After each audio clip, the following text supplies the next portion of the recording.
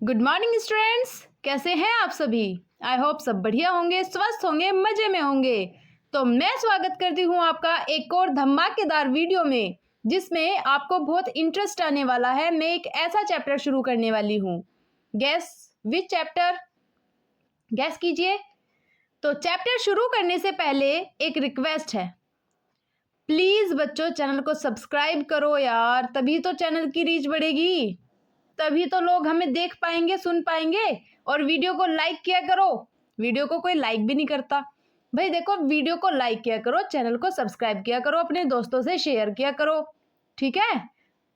क्या जाता है यार लाइक करने में, एक टैप ही तो करना होता है लाइक पर, और क्या ही आपका चला जाएगा चैनल को सब्सक्राइब करने में। चैनल को सब्सक्राइब किया करो। आशा करती हूँ जो भी बच्चा वीडियो देखेगा लाइक और सब्सक्राइब जरूर करेगा और कमेंट भी करेगा। आप क्या चाहते हो, आपकी मैम का चैनल ग्रोथ करे? आप सबके सपोर्ट से ही तो होगा ना। Please do like, comment and subscribe दोस्त। चलिए अब चैप्टर की शुरुआत करते हैं।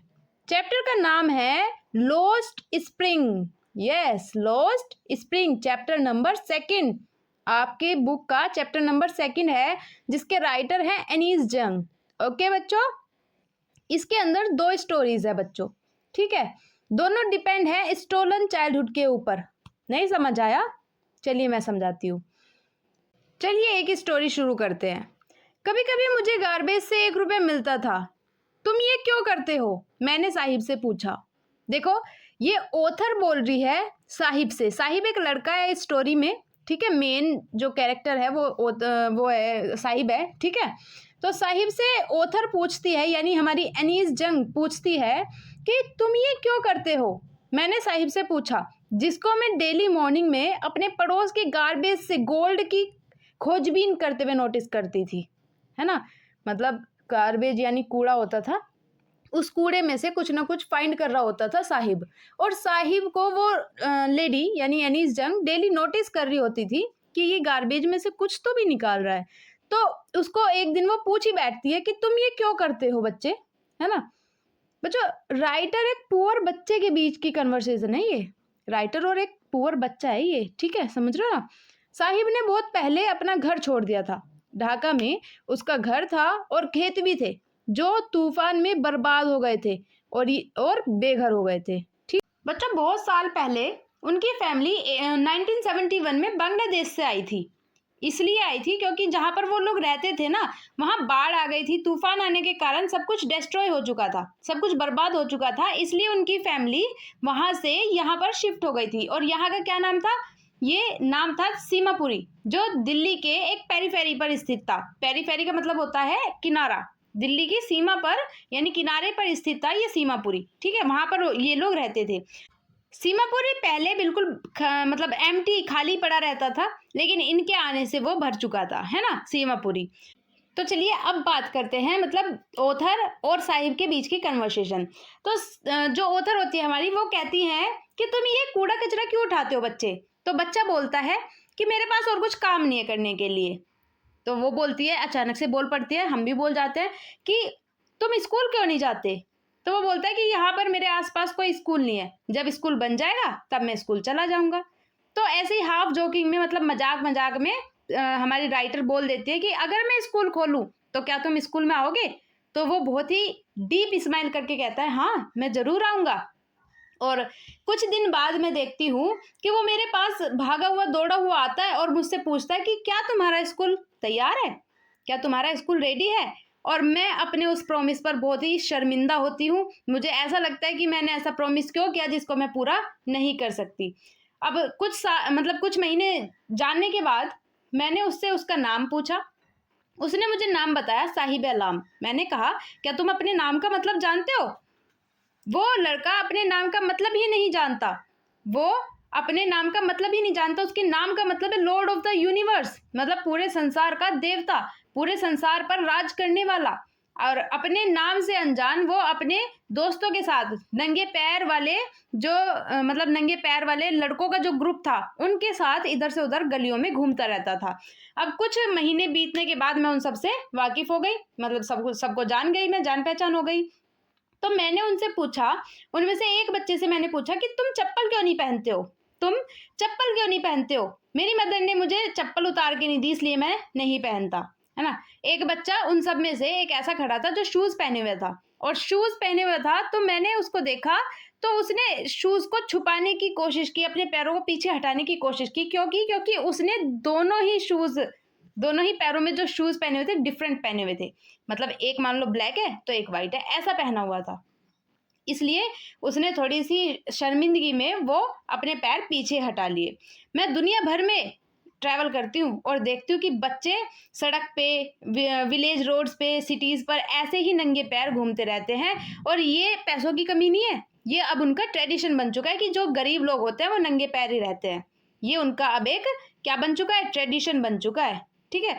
ये सब देखते-देखते मुझे एक स्टोरी याद आ जाती है। एक मैन ने मुझे बताई थी स्टोरी कि एक प्रीस्ट होता है, प्रीस्ट मतलब पुजारी। एक पुजारी होता है, उसका बेटा होता है ना। तो पुजारी मंदिर में बैठा होता है, तो जैसे बच्चा स्कूल से आता है तो वो अपने मंदिर के सामने हाथ जोड़कर ये प्रे करता है कि भगवान जी प्लीज़ मुझे एक जोड़ी शूज़ दे दो। तो मतलब 30 साल बाद, मतलब ये स्टोरी थी, तो 30 साल बाद जब मैं उसको देखती हूँ, उस टाउन को देखती हूँ जहाँ पर वो टेम्पल था, उस टेम्पल को देखती हूँ, उस टाउन को देखती हूँ, तो वहाँ पे मुझे नया पुजारी दिखता है, और रेड कुछ वाइट कलर की प्लास्टिक की चेयर्स भी पड़ी मिलती है, और एक लड़का देखती हूँ मैं जो बिल्कुल वेल ड्रेस्ड होता है। वेल ड्रेस्ड का मतलब है जो बढ़िया तरीके से अपना यूनिफॉर्म पहने होता है, सॉक्स शूज़ वगैरह पहना होता है, और जिसको मैं देखती हूँ कि अपने फोल्डिंग बेड पर अपने बैग, उसने स्कूल बैग फेंक के मारा, और उसको देख के मुझे वो लड़का याद आ गया जिसने वो प्रेयर की थी कि भगवान जी प्लीज़ मुझे एक जोड़ी शूज़ दे दो। फाइनली उसको शूज़ मिल जाते हैं, मिल गए थे उसको, और उसको शूज़ मिलने के बाद उसको इतनी खुशी होती है कि उसने अपने शूज़ अपने आप से कभी अलग ही नहीं होने दिए। तो जब भगवान ने उसको शूज़ दे दिए, या जो उसने माँगा उसको दे दिया, तो उसके बाद मिलने के बाद उसने कभी उनको अलग नहीं होने दिया। आया समझ में? अब मैं आपको बता दूँ, जहाँ पर वो लोग रह रहे थे, जहाँ पर सीमापुरी में वो लोग रह रहे थे, वहाँ पे की बहुत ही बैड सिचुएशन थी। वहाँ पे गंदा पानी आता था, पीने के लिए भी उनको साफ पानी नहीं मिलता था। अभी भी बहुत सारी जगह ऐसी हैं, रियल में भी, जहाँ पर बहुत गंदा पानी आता है, पीने योग्य नहीं होता है। तो बहुत सारा पानी मतलब उनको ऐसा मिलता था जो गंदा होता था, मतलब पीने लायक नहीं होता था, लेकिन फिर भी वो लोग सर्वाइव करने के लिए पी रहे थे उस पानी को, गंदे पानी को, ठीक है। वो बेचारे पुअर लोग उस पानी को पी रहे थे।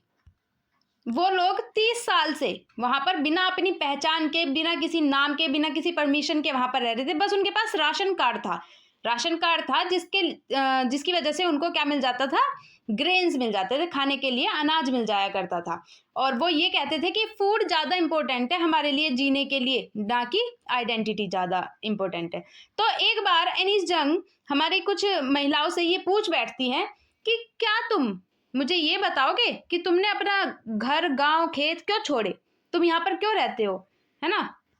महिला कहती है कि उन खेतों से तो बढ़िया है यहाँ पर जिन खेतों ने हमें आज तक एक दाना नहीं दिया, या उन खेतों से बढ़िया है, उन घरों से बढ़िया है जिन्होंने हमें आज तक कुछ खाने के लिए दिया ही नहीं। इसका क्या मतलब था? इसका मतलब है कि वो बर्बाद हो चुके थे, खेत घर बर्बाद हो चुका था उनका, तो वहां पर रहने से बढ़िया है कि ये यहाँ पर आके कूड़े कचरे में से कुछ ना कुछ ढूंढ के और खा सके। अब हम इतना खा लेते हैं, इतना मतलब कमाना तो नहीं है ये, उनके लिए यही कमाई थी, गार्बेज में से ढूंढना, खोजबीन करना, यही उनके लिए कमाई थी। तो वो कहती हैं कि हम इतना कमा लेते हैं कि हमारे बच्चों का पेट भर जाता है, रात में हम भूखे नहीं सोते, कभी भी हम रात में भूखे नहीं सोते, खा के सो जाते हैं, हमें इतना कुछ कूड़े कचरे में से मिल जाया करता है, ठीक है। और ये जो बच्चों के लिए तो जॉयमेंट हो सकता है, ये मतलब इंजॉय कर रहे हैं बच्चे कूड़े कचरे में, लेकिन बड़ों के लिए एक जीने का सहारा बन चुका था। एक दिन मैंने सुबह में, सर्दियों की सुबह में देखा कि साहिब हमारे नेबरहुड के क्लब में, नेबरहुड का क्लब मतलब हमारे पड़ोस में एक क्लब था, तो उसके क्लब के गेट पर साहिब लगा हुआ खड़ा था, और मैंने देखा कि वो 2 यंग मैन को देख रहा था जिन्होंने व्हाइट कलर की ड्रेस पहनी हुई थी और टेनिस खेल रहे थे। और उसने कहा साहिब ने कि मुझे भी ये गेम पसंद है और मैं भी अंदर जाना चाहता हूँ, और मैं चला गया अंदर। जब मैं अंदर गया तो गेट कीपर ने भी मुझे नहीं रोका, और साहिब ने भी टेनिस के शूज पहने हुए थे, पता नहीं उसको कहाँ से मिले, कूड़े कचरे में से मिल गए होंगे। तो उसने अलग अलग कलर के शूज पहने हुए थे, किस चीज के, टेनिस के, ठीक है। उसने एक बात और कही थी ऑथर से, उसने ये कहा था जब वो महिलाओं के ग्रुप से क्वेश्चन कर रही थी, तब उसने कहा कि कभी कभी मुझे 1 रुपया मिल जाता है कूड़े में से। और कभी कभी तो कितने मिल जाते हैं, कभी कभी तो 10 रुपये भी मिल जाते हैं, है ना। मतलब ये देखो कि उसको खुशी कितनी हुई ये सब करके, ये सब बोलकर, है ना। और आगे की स्टोरी मैं जब बताऊंगी, पहले चैनल को सब्सक्राइब करो, पहले वीडियो को लाइक करो, सब्सक्राइब करो चैनल को। जो भी आपको डाउट है, क्वेरी है, वो कमेंट में पूछो। अगर कोई भी नया बच्चा हमसे जुड़ा है तो प्लीज़ चैनल को सब्सक्राइब करो यार, प्लीज़ कर दो यार, क्या जाता है चैनल को सब्सक्राइब करने में। सब्सक्राइब क्या करो भाई बच्चों, ऐसे काम नहीं चलेगा। चलिए आगे कंटिन्यू करते हैं। तो जब गेट कीपर ने भी साहिब को नहीं रोका तो वो अंदर चला जाता है और वहां पर देखता है कि उसके आसपास कोई नहीं है ना।